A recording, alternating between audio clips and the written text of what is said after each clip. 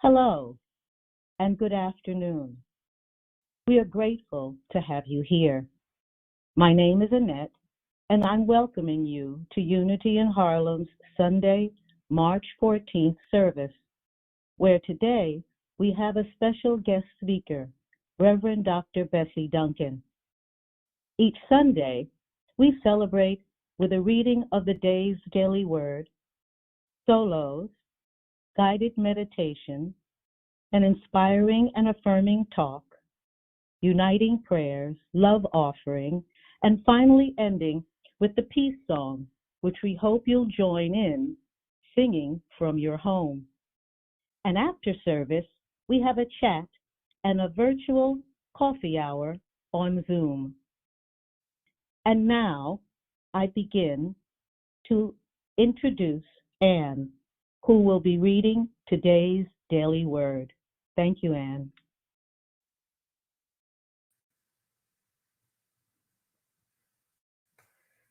The daily word for today, Sunday, March 14th, is energy. The energy of divine life renews me. How do I have the focus to achieve my goals? How do I have the strength to carry on through challenging times? How do I have the aptitude to learn, grow, and change when I'm called upon to do new things?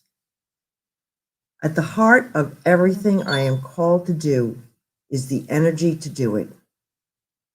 I am a divine being, and I call upon the power of God within me to channel my energy in deliberate ways.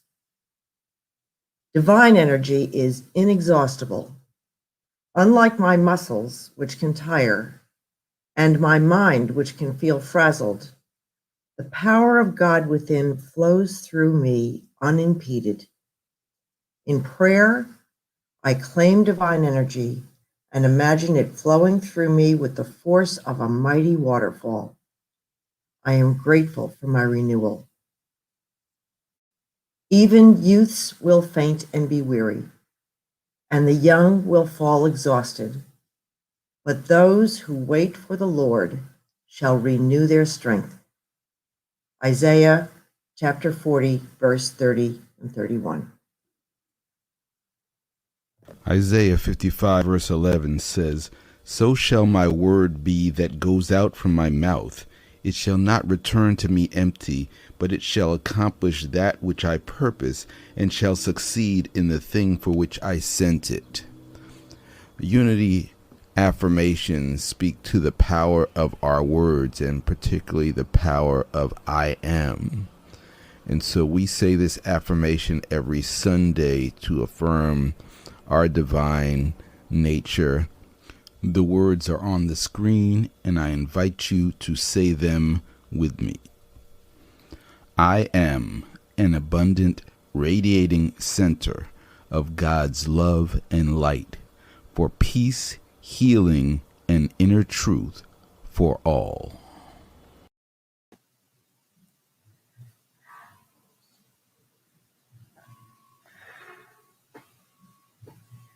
Can you feel that flow, divine flow that informs us and knows that the will of divine presence is done in us every day, completely and fully.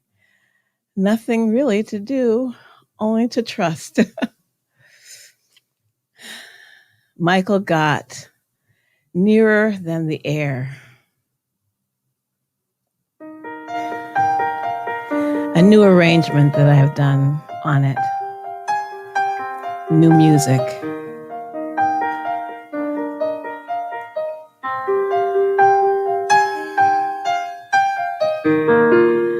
It's like the air around me. It's like the sunlight on my face. I feel the love of God surround me. I am touched by amazing grace. And all I ever wanted, all I ever needed is already there, closer than the sunlight, nearer than the air.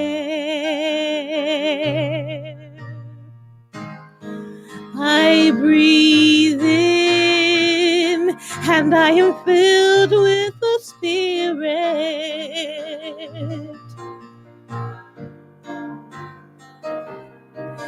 And it is health to my body. It is peace to my mind. It is joy to my soul.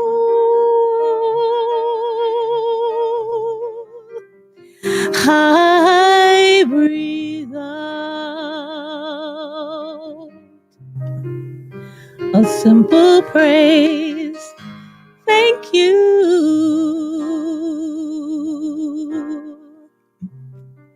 And my breath becomes a song that I'm singing all day long, that is singing everywhere.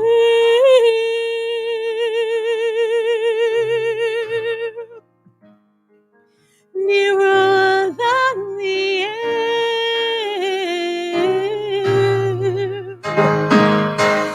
I breathe in and I am filled with the Spirit.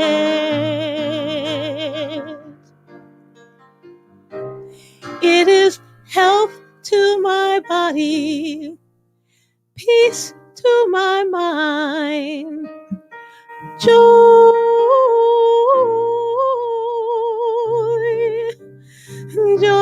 to my soul.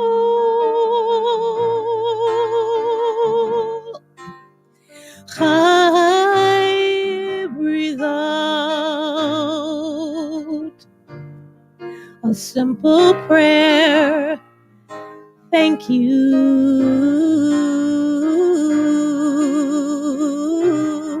And my breath becomes a song that's singing all day long, singing everywhere.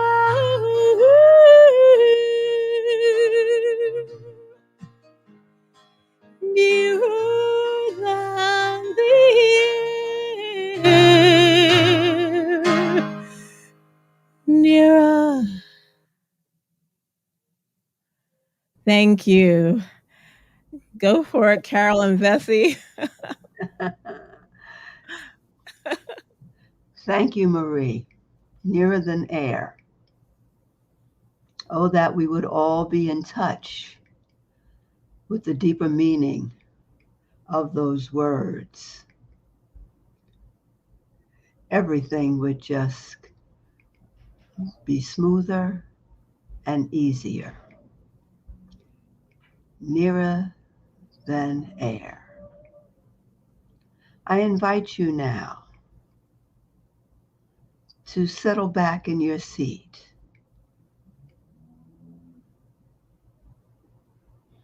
Have nothing around you to distract you. Your hands are free. Keep your palms face up, signaling a receptive attitude.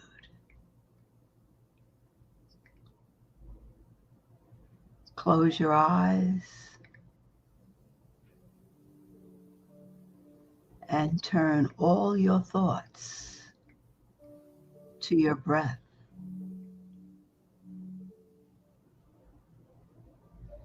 Connect with your breath, your easy rhythm of breathing in, breathing out.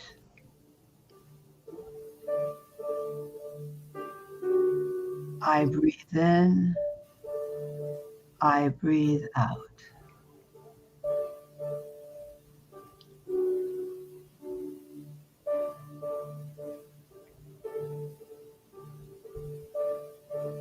Let the breath be the signal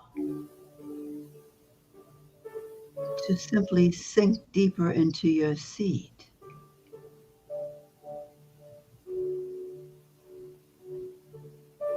To release and let go. Each inhalation, each exhalation. Let go. Let go.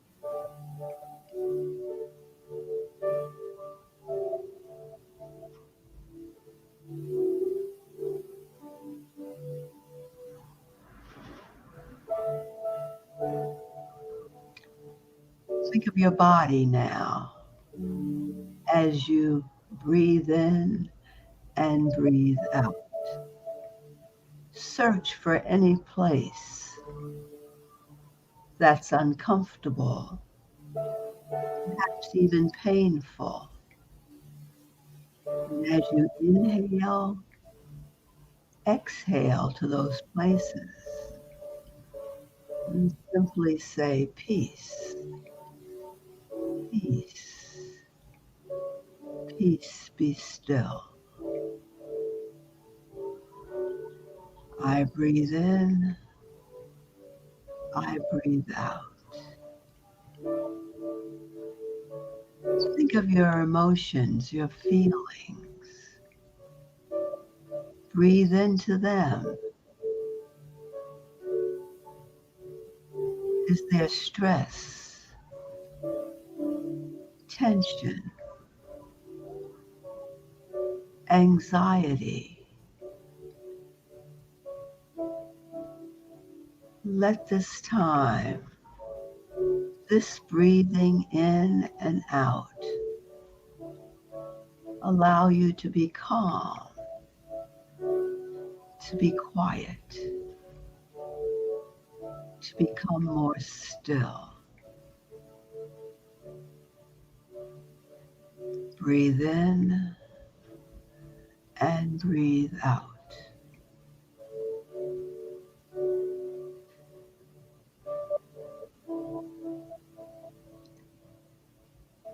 And now take a deep breath.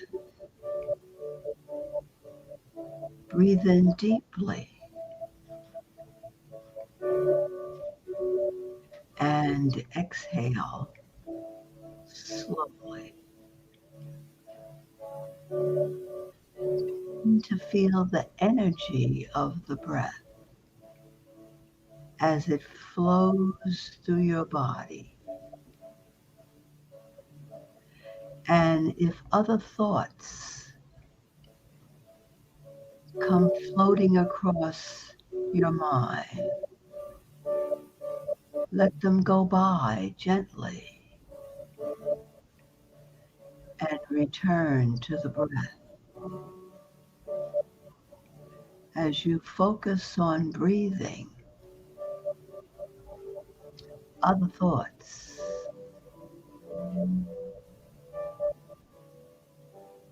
do not creep in so easily. And now take a deep breath.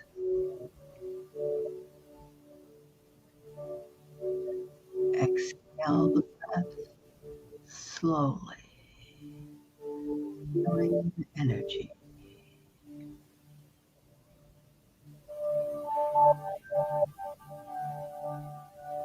Again, breathe in deeply, fill your lungs, and hold the breath.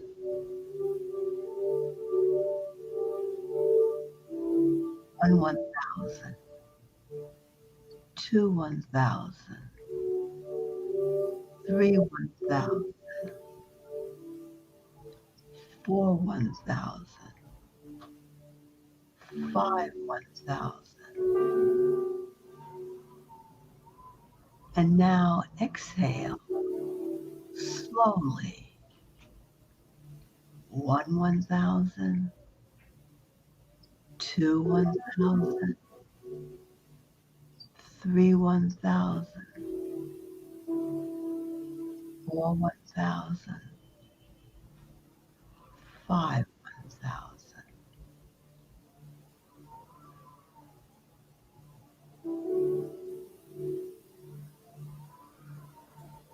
Do that one more time on your own. Breathe in deeply, fill your lungs, hold the breath.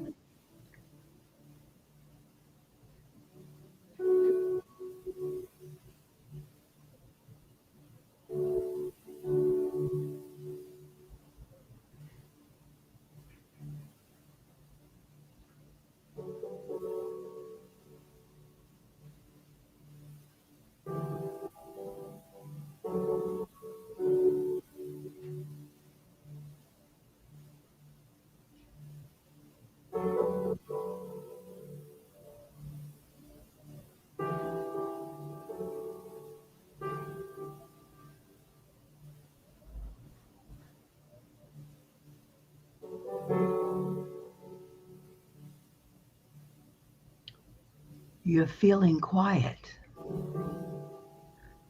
You're feeling still.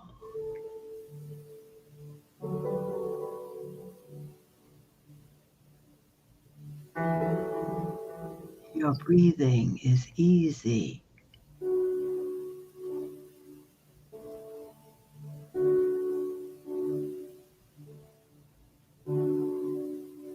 And let your thoughts turn to your heart.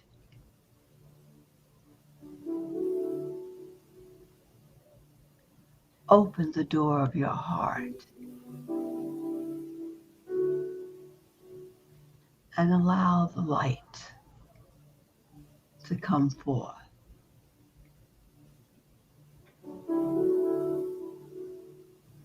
Feel the magnificence of light.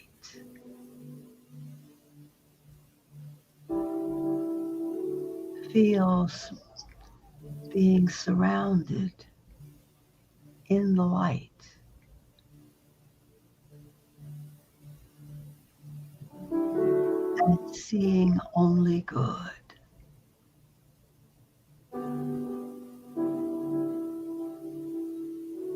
Light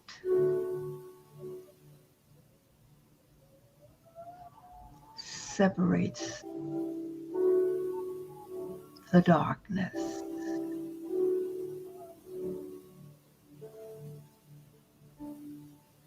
There is no separation. There is no darkness.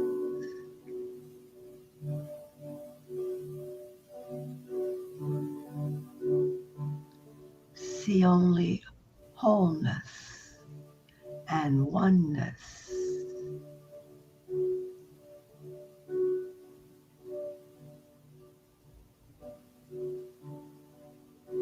See the wholeness and oneness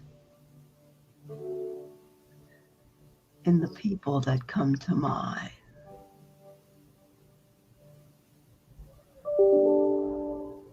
See the wholeness and oneness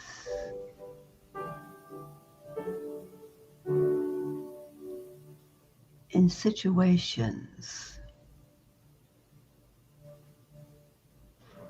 where there can be harmony.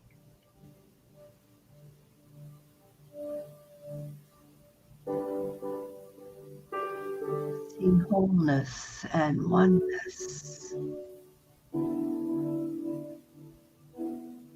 where there can be abundance.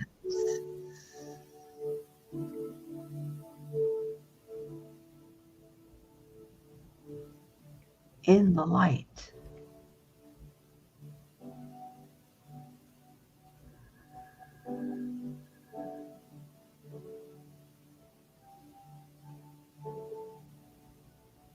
there is no separation. There is no darkness. There is no lack of any kind.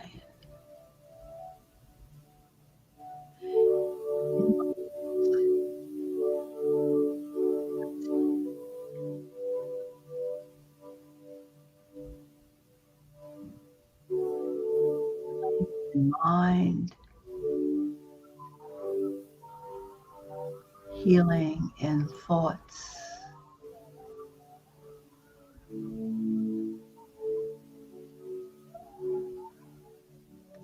healing in body, healing in spirit.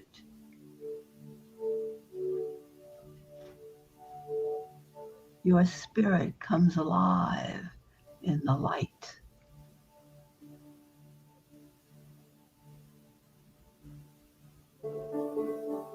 There is only good.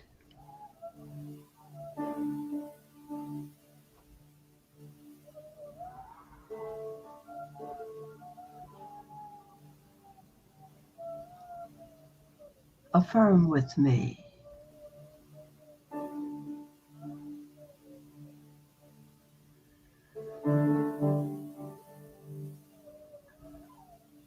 I am the healing source I want to see in my world. I am the abundance, and it flows through me.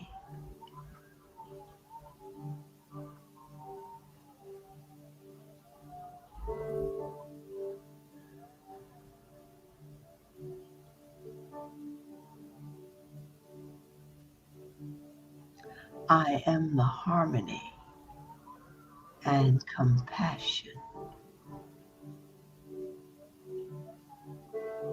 that is truly everywhere present.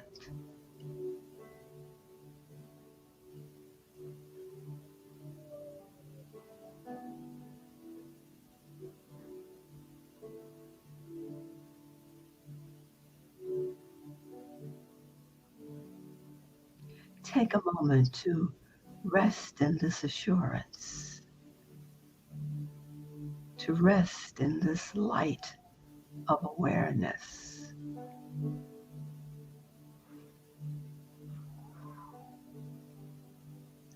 Feel the blessings of being in the quiet, being in the stillness. Feel the blessings, being in the light, oneness. I am one in the light.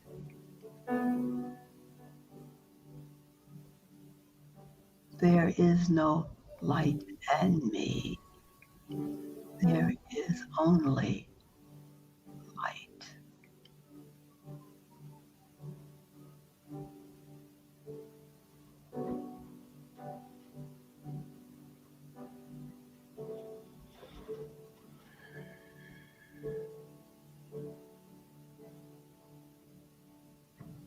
And now, return to your breath. The easy rhythm of breathing in and breathing out.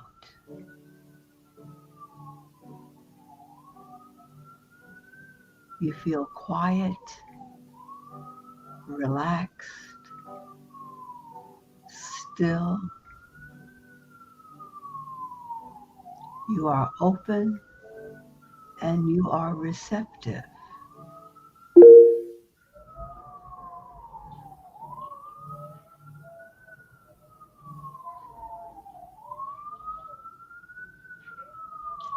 And now, take a deep breath.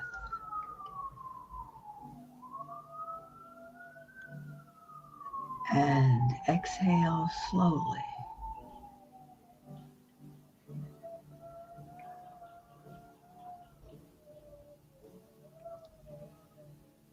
take another deep breath.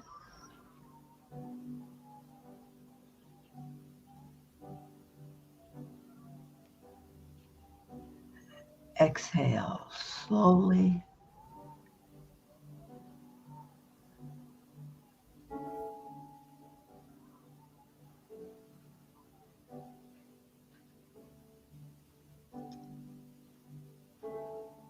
You are ready.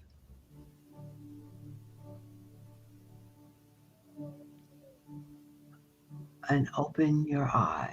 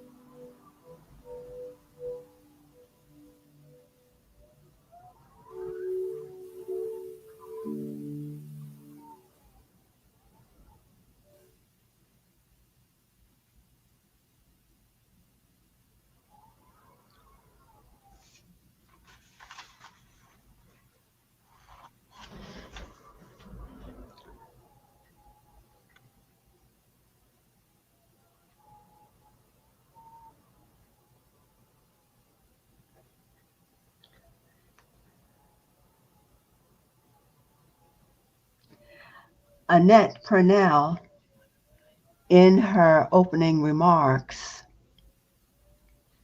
said that today we have a special guest. And indeed we do. Reverend Dr. Bessie Duncan of the Unity Center of Maywood, New Jersey.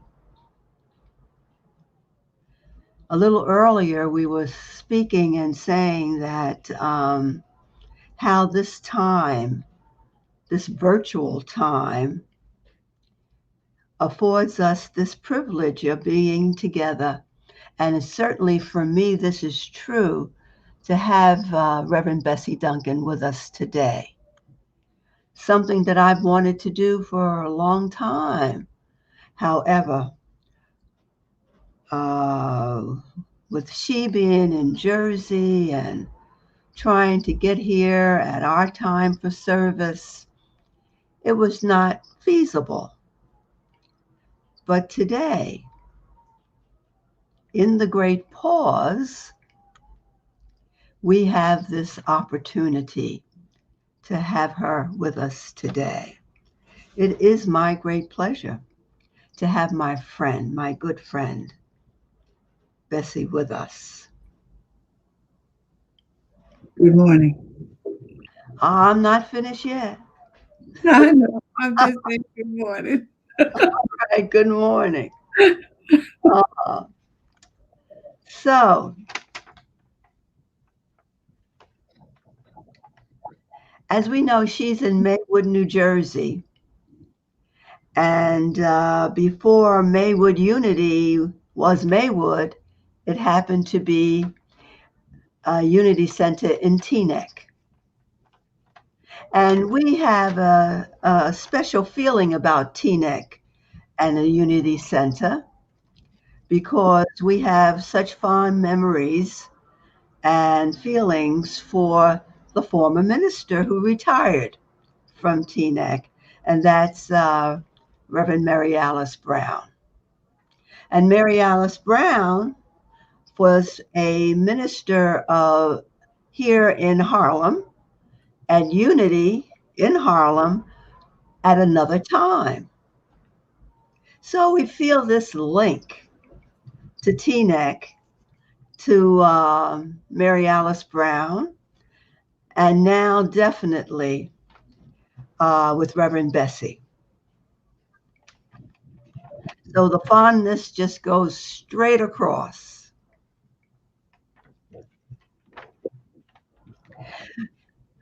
Reverend Bessie's first career was as a clinical psychologist here in Harlem. She got her doctorate from Yeshiva University. However, now, and for the past 15 and a half years, Reverend Bessie has been a unity minister, and she was active at Teaneck and followed Mary Alice Brown when she retired. One of the things I want to say about Bessie is that I marveled how she shepherded Teaneck when it outgrew its space and usefulness. She shepherded that community to find space and finally decide on Maywood, New Jersey. While I can't go into all the details, obviously, but the occasional conversations, it was not an, quote, easy experience.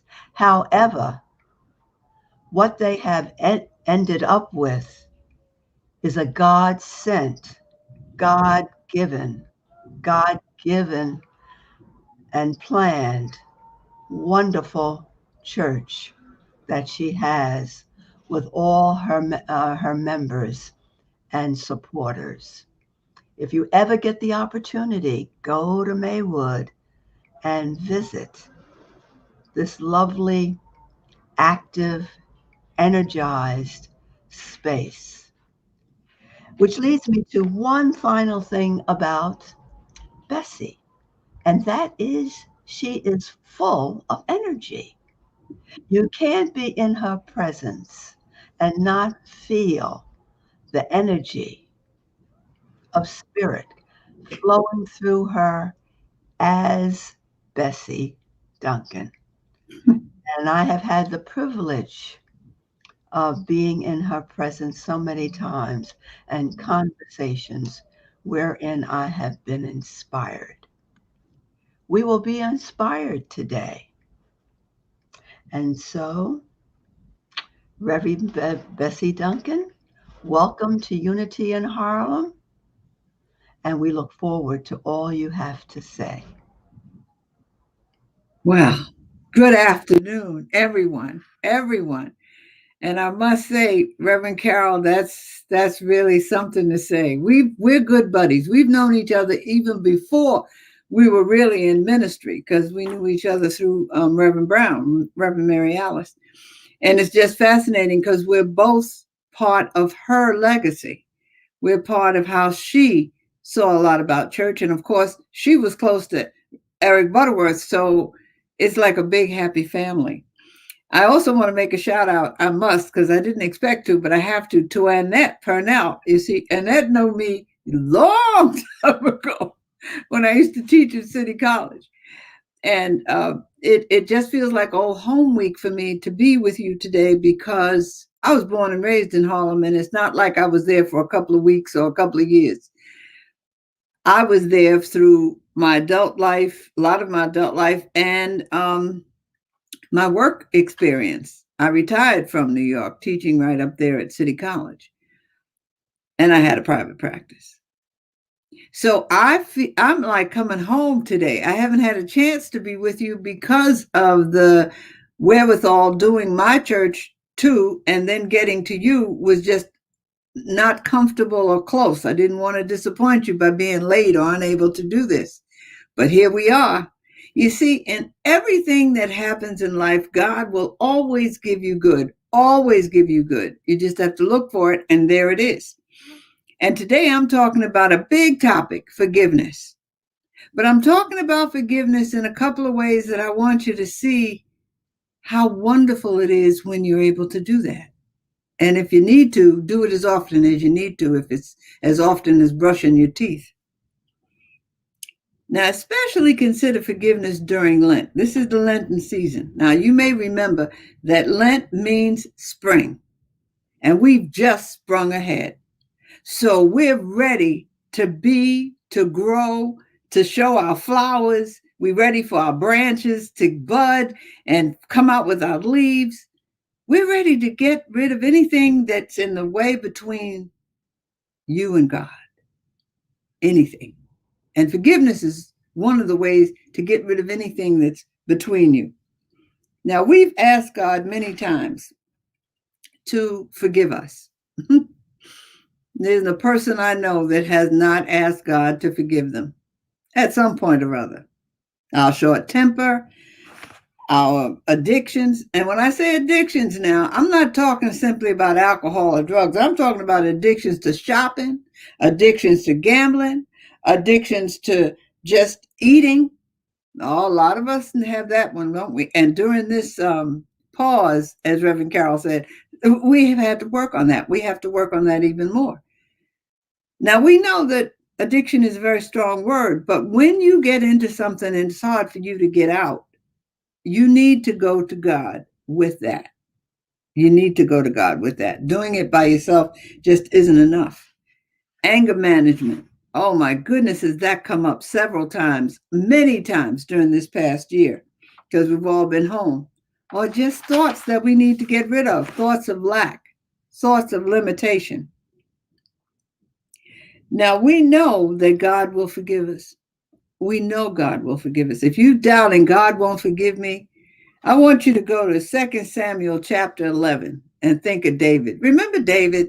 David, I just love reading David in the Bible, because David knew whenever he messed up, whenever he didn't do what God needed him to do in the way God wanted him to do it, he was humble enough, even as king, to go to God and say, I blew it. I messed up.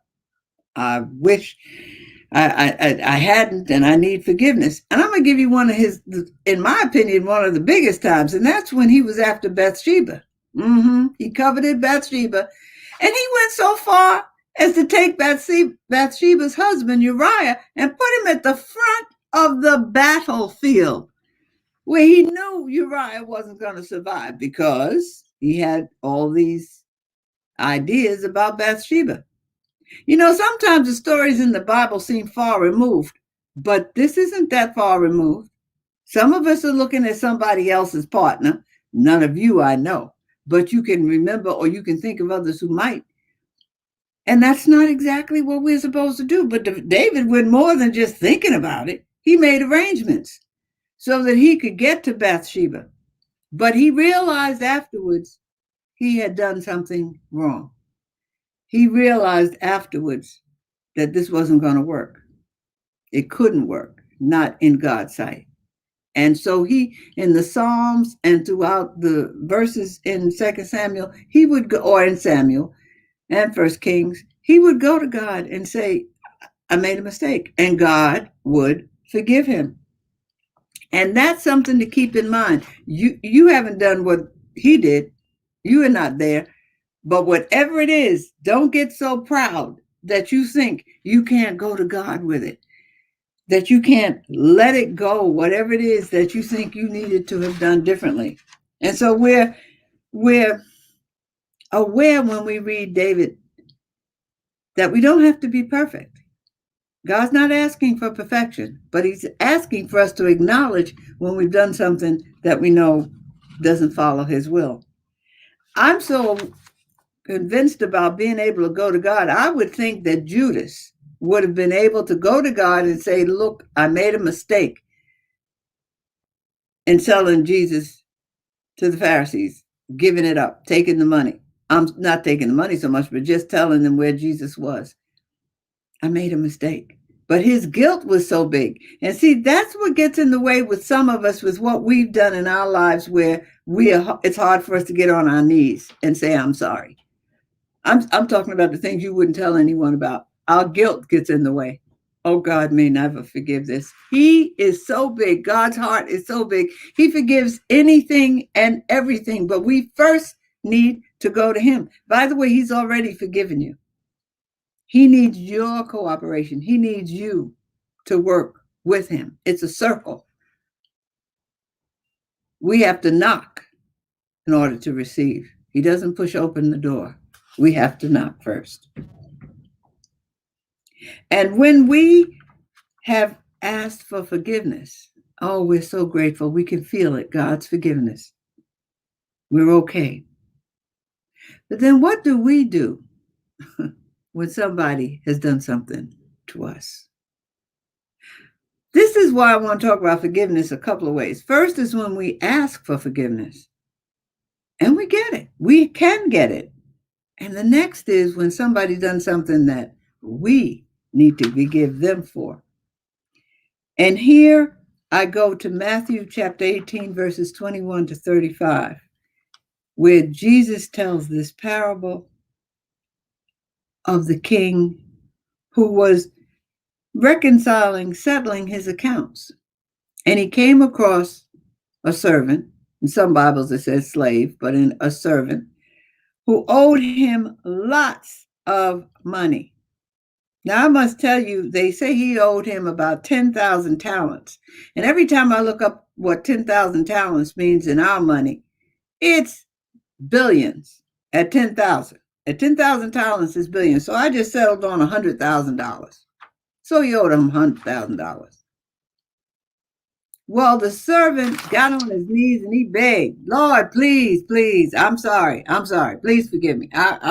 Please, I can't possibly pay you back. I don't have the money. I don't know what I did with it, but you got to forgive me. And the king listens to his plea and forgives him. He not only forgives him, and this is the deal, he forgives the debt. The man doesn't have to pay back monthly. He doesn't have to pay back weekly. He doesn't have to cash in his car. He doesn't have to do anything. His debt is totally forgiven. He's free. Nothing he has to do. Can you imagine what it must feel like to walk away? Let's say from the tax debt, you don't owe anything, nothing. $100,000 at least. So he walks outside and he's strutting. Oh, he's feeling good. He no more money he owes. The sun shining on both sides of the street. And here comes a fellow servant, someone who works with him, who had borrowed a mere pittance. No big deal. Maybe $25, $30. Definitely not more than 100. Okay, if that feels good for you. So he goes to this man and he says, I want my money. But his buddy says, I don't have, it's not his buddy, but the one who works with him, fellow worker, says, I don't have it. I don't have it. He said, what? You don't have it. And by the way, don't think I'm making these words up. Go read it for yourself. He says, what? And he puts him in jail. He puts the man in jail. Now, the man has no means of paying him back, so he'll be in there for quite a while. The people who overheard the servant doing this with his fellow worker went to the king and said, you just told the servant that he didn't have to pay you back. Well, this is what he did. And the king was furious. King was very upset. He said, bring him back. He said, bring him back. And when he was talking to him, he said, I forgave you everything, a large sum, and you won't forgive your fellow man, your fellow brother. And he put the servant in jail. The fellow worker was released. Now, this is a parable. It's not a true story. It's a parable because Jesus wanted to make a point. The Father forgives us enormously. He forgives us major stuff. Major. He forgives us thoughts we should never have had. He forgives us actions we wish we had never done. And when it becomes our turn to forgive a brother or sister, not by birth, but just in Christian life, we still holding on. What they did to me when I was younger. It may have been someone in the family. It could have been someone at the job. It could have been a peer. But we're still holding on. We are still holding on. And it looms large. It's hard to forgive. And one of the things I want you to know about forgiveness, once you say you forgive, when you really say you forgive, you forgive. But the issue has emotions attached to it. And they're like little strings attached, flying around. And you got to wait till that dies down. The emotional attachment to the forgiveness. All right, you're ready to say you don't owe me, man, or whatever may have happened in a relationship, but you still have feelings. You still have feelings about it. And there's a strong emotional piece attached. Well, your Reverend Carol gave me insight. She talks about what I gave her an insight. She just did this for me a week or so ago. When she said that when she was learning from Eric Butterworth, that she understood that when you forgive, you have to give to forgive. You have to give. And you give from within. And I'm going to tell you the last part of this. I was stunned. Give from within? Yes. You say, well, where? Where am I going to give it? See, you've been giving, or you've been doing forgiveness from the human self, the male, the female, human self. You have to go within to forgive. That 70 times 7 that Jesus talks about, it comes from within. But where within? Look at, you have no automatic, your 12 powers. Give from your faith, your love, your strength, your wisdom. You give from your imagination. You give from your understanding. You give from your power. You give from your divine order. You give from your will. You give from your ability to release. You give from your life. You give because they are in you as your strength from God. You didn't go and make this happen. You didn't give yourself those 12 powers. They were given to you by God. You've got a lot. You've got fruits of the Spirit that you can draw from, but you draw from within when it's time to forgive. When it's time to forgive. And the thing about forgiveness that I always like to mention is you do not have to like the behavior. Oh, I can forgive you and I'll forgive the emotional attachment, but I don't have to like the behavior. I love you. I love you. The love in me loves you, but I did not like the behavior. That needs to change. You do that with your children. You know you love them, but you know the behavior may have to change, may have to be adjusted. That behavior is not good. It says whatever it is in the commandments and whatever, just as David's behavior with Bathsheba was not good. And it had to be changed. It had to be adjusted. And I hope from our meditation, we were told also, have your hearts and mind open to any situation you need to forgive, person, job, circumstance. You go to your spiritual powers and you draw from that. Now, Luke 23:34 said, Christ said on the cross, forgive them, for they know not what they do. Now, this is another aspect of forgiveness. First is that we ask for ourselves. Second, we're able to forgive others through our powers from within. And third is to know they don't know what they're doing. When they hurt you, when they do the wrong thing, they don't know what they're doing. And believe me, the Roman soldiers knew they were crucifying Jesus. The Pharisees and the scribes know that they had condemned him to death. They knew that part, but they didn't know. They didn't know who he is. That is the Son of God. They did not know that he was bringing love and understanding. They did not get it. They didn't understand it. And sometimes when people do things to us and it hurts our feelings, they don't know. So we forgive them because they know not what they do. Now that may sound kind of broad, but we do it with babies. When they're 1, 2 years old and they're doing things on the floor, you don't, moving around, walking around, stumbling around. We don't continue to be angry with them for what they do because we say they don't know what they're doing. We're going to have to teach them a little bit more. Well, actually, many times what people are doing, they're at that point in their mental status, their emotional development. They're about 1 or 2 years old, acting out, shouting, having temper tantrums. Now, in Matthew 18:22, Jesus also said, forgive 70 times 7. That's so that we can get rid of that emotional baggage that's attached to what we need to let go. When you have had a situation occur, you may have had it in New York in a certain, with a certain department store or whatever. And so you don't want to go by there anymore. And if you ever go by it, it always upsets you. Every time you drive by it, you look at it and go, Well, when you forgive what happened, pretty soon you keep driving by there. You'll know you've forgiven because when you drive by, you forget to look at it. You don't pay any attention to it. And you say to yourself later, my goodness gracious, I didn't realize. I went all the way past Macy's and forgot all about what happened when I was in there. I'm only saying Macy's. It could have been any store or any place. When we let go finally, we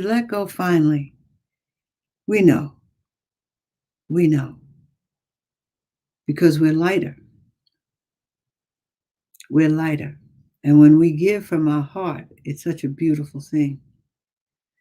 There was a monk who was in this order where they were to say nothing or have nothing to do with any female. You may have heard the story before. And he was walking along the road with his associate and he saw a woman, who was in need of help. And he went over to help her and she could hardly stand. And his associate said, leave her. Don't talk to her. Leave her. We'll go further on and get somebody to come back. The monk bent down, picked her up and carried her in his arms. His associates walking with him saying, why do you pick her up? Why'd you take her anyway? You know we're not supposed to be talking to any women. This is terrible. This is a burden. This is very, very bad. This is a mistake. It is spiritually wrong. And the monk is still carrying her until he gets her to where she can get the help that she needs. And the associate is still, oh God, I'm sure, oh Lord, when are you going to put her down? It's time to put her down. Just leave her over here. When he finally does put her down, the two of them continue on their journey. Now you think that his associate would be quiet?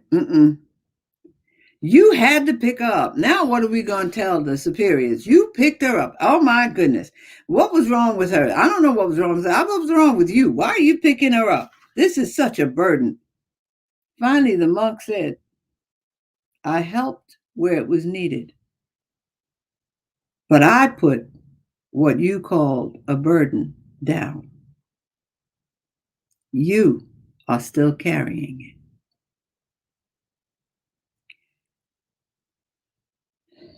Sometimes it's long after event, we're still carrying the burden and needing to lay it down.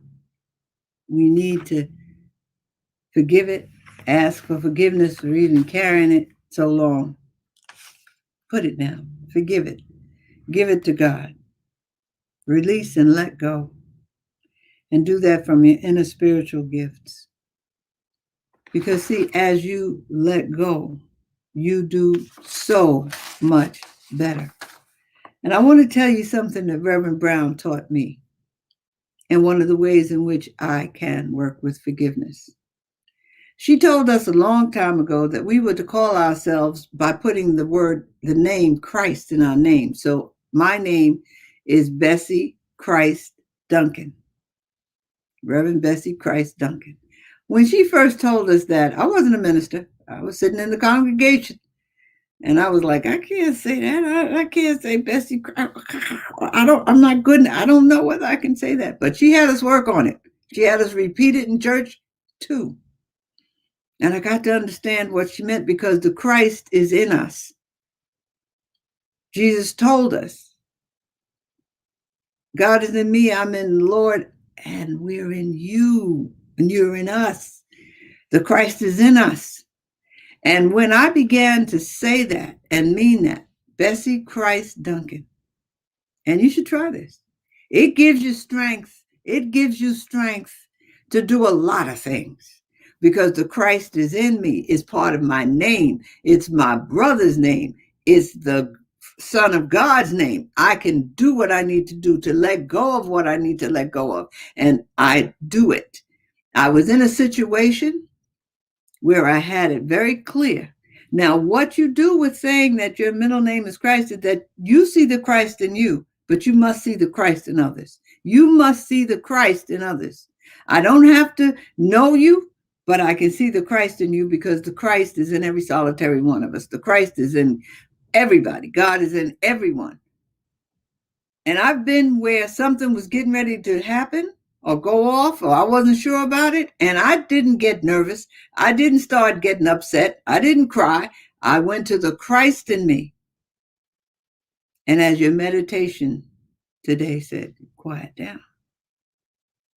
You go within your center of yourself, that inner knowing, that Christ in you. And the Christ in you sees the Christ in the other. I can see the Christ in all of you and I can't see you, but I know it's there.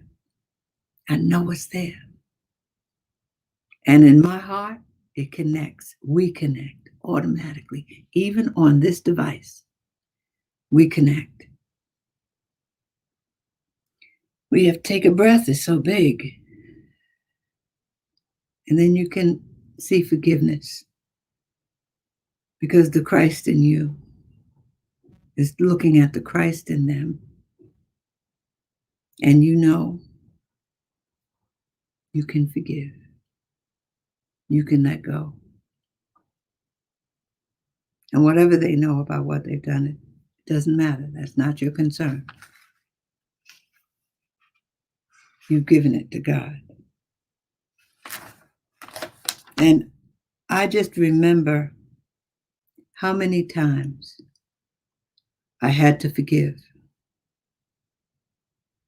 It isn't a matter of your position or how much you pray or how much you meditate or whether you are good at it. You can forgive a lot of things in life. A lot of things. But there's that one thing, that one piece. And you need to forgive it. You know it. Nobody else may know it. You forgive it by telling God, it's time. I need to forgive this. Help me. Just as you have forgiven me, help me to forgive. You go to your spiritual powers and you remember how powerful you are, how strong you are in spirit. You take the Christ in you. You see the Christ in it, the circumstance, the person, whatever. And then you can say, I forgive you, or I forgive it. And God, you're so good at forgiving me. I want to thank you every solitary time you help me. If not totally forgive, chip away. So eventually I will have forgiven. Because in time and over time, you will forgive. Even if you have to do it 70 times 7. Because the Christ in me loves the Christ in you. I want to thank you so much for having me here today. It's been a pleasure. It's been a pleasure. And I want to add one other thing. This is just something I need to say because I need to say it. I'm telling everybody, I've had my second vaccine shot, and I want everybody who needs to go, think about it. If you do, you do. If you don't, you don't. But if you do, congratulations when it occurs. Stay well. Be strong. Love you much. God bless.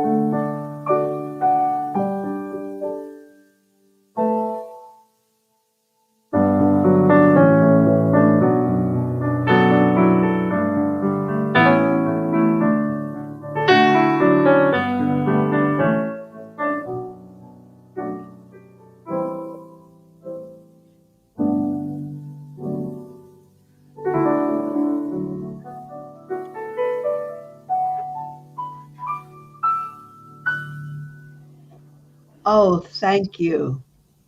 Thank you, Reverend Bessie Duncan. What a beautiful invitation to all of us in the worth of forgiveness, in the meaning of forgiveness, the examples of forgiveness.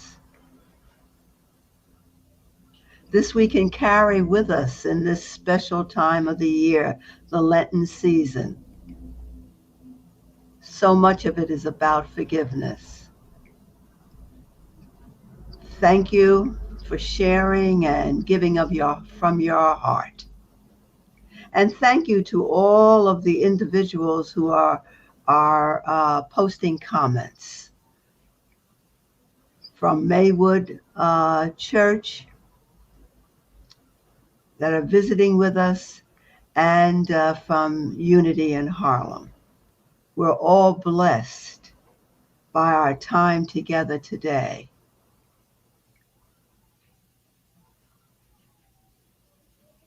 And that we know that we can walk out of here knowing that we are the Christ. We can call ourselves the Christ and see the Christ in others. We'll have time later to talk more. Let us prepare ourselves now for our prayer request, our tithes, and our offerings. And so wherever you're seated, take a moment now to close your eyes. Center yourself.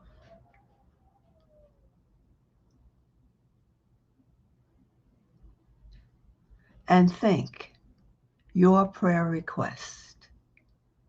You're asking of yourself, the Christ of you, your prayer request, that which you seek to unfold daily from within you. Divine expression that you have been sent here to give and to show. What is that request right now, in this moment, at this time? Perhaps it is about forgiveness. Perhaps it is about seeing the Christ in another person. And in that seeing, forgiveness flows. Perhaps it's about cultivating more from within you, consciously, the act of forgiveness. And perhaps it is unrelated, something that just is on your heart that you need to release, let go, step aside, and see and feel from the consciousness of the Christ in you. That giving way is another way of forgiving. Simply let go. Don't hold on to it. Hold on only to that which enhances you, calls forth more of the Christ from you. And let that shine through your face and your eyes and your smile.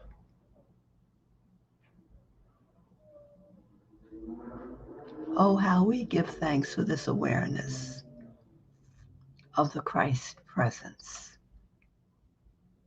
and that we can rise to the state of calling ourselves, I am the Christ, by our own name. Let us know this in this name and through our way shower, Jesus the Christ. Amen. And we move into our love offering and donations. And we see the gift that we would share. We see it and give thanks for the consciousness within ourselves to share,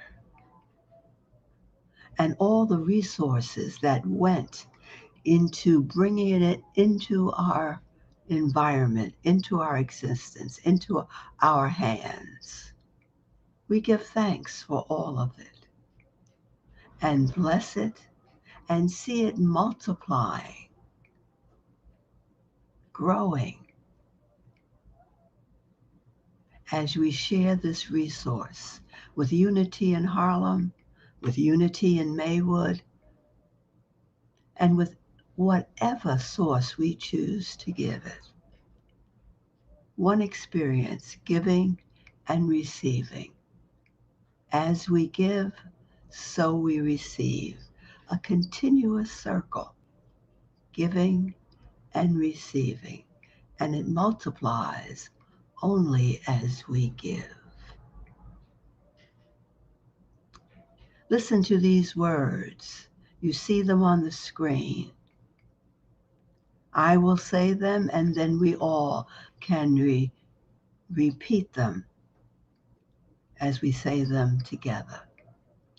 Divine love flowing through me blesses and increases all that I give and all that I receive.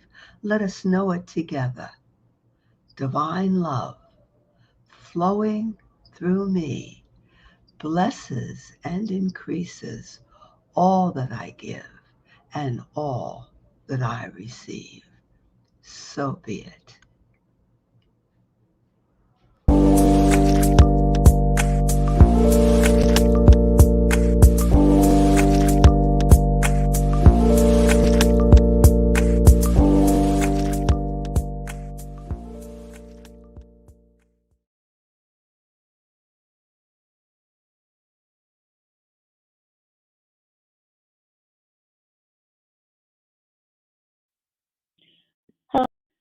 Good afternoon again, and these are the announcements.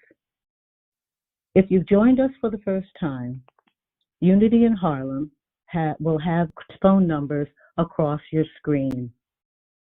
If you've missed any of the service, you can always go to YouTube and type in Unity in Harlem and the day's date and year, and you'll be able to see the service from the beginning. And here are the announcements. Please join us after the service for fellowship on Zoom with 929-205-6099 with an ID of 698-428-2725 with the passcode 777-7777. Monday meditations for the month of March. The phone number is 1-712-770-4169 with a code of 360392. The Tuesday study group meets from 6 to 8 p.m., studying with the book Spiritual Economics by Eric Butterworth. The phone number is 929-205-6099 with an ID of 698-428-2725 and the same passcode 777-7777. Every Friday, there's the Unity in Harlem Prayer Circle, which meets from 6 to 7 p.m. The phone number is the same as the study group on Tuesdays. Unity in Harlem has a new feature called UIH Gospelgram, which shows on our Facebook page. Please check it out. And next Sunday, the title of the talk, The Flip Side of Loss, Pain is Loss, and thank you again for joining. And we hope to hear you on Zoom at the chat at the after service. Thank you.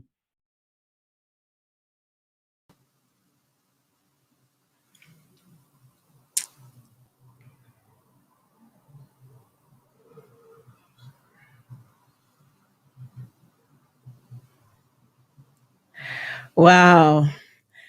Reverend Bessie Duncan from Unity in Maywood, New Jersey. You have definitely given us a practical way of dealing with forgiveness in a way that will allow us to go forward and have something to do to get there and to heal.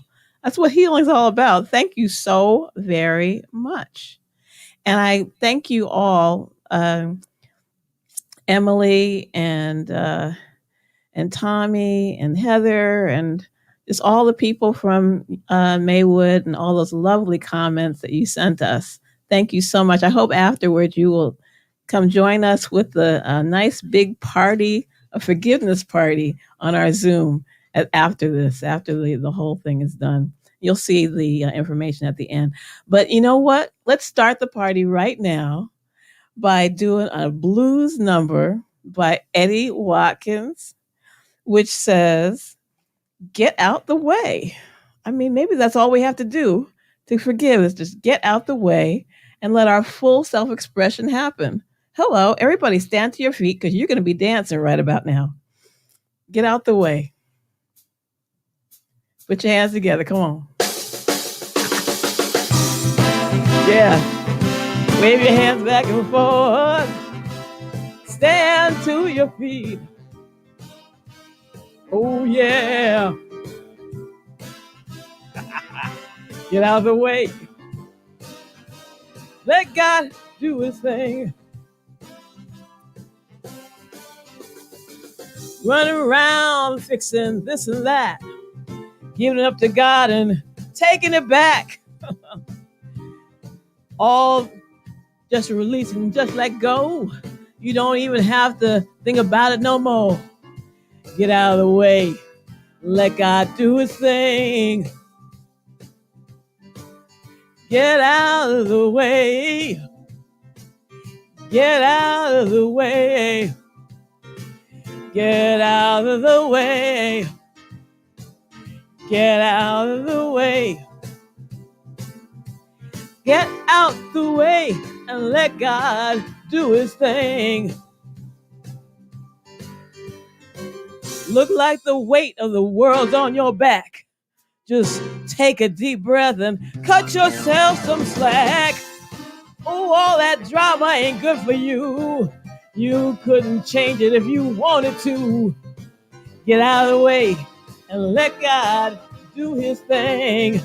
Come on, stand up. Come on. Get out of the way. Wave your hand. Get out of the way. Stop your feet. Get out of the way.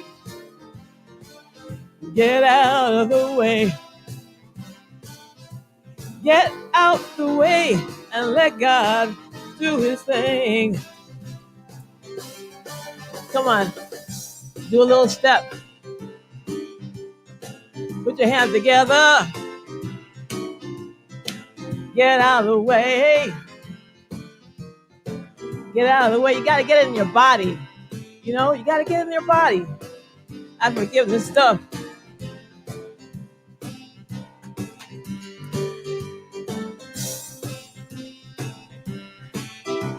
Yeah, yeah. Ooh, the sun's gonna shine. River's gonna flow. Tide's gonna rise without your say-so. The universe is working and the good is flowing, flowing. Now, you don't plant a seed and dig it up to see how it's growing. You let that rose become beautiful in the ground. Plant those roots. Let them grow, grow, grow till they're full grown. Come on. Get out of the way. Get out of the way. Ooh, lift that weight off you. Get out of the way. Take a deep breath. Cut yourself some slack. Ooh, all that drama, it just ain't good for you. Get out of the way. Running around, fixing this and that. Who are you to fix it anyway? That's God's job. What you doing there? Let it go. Get out of the way. We all got our job. Stay in your lane. Ooh, get out of the way. So you can be free, free to be me, me. Get out of the way and let God do his thing. Release.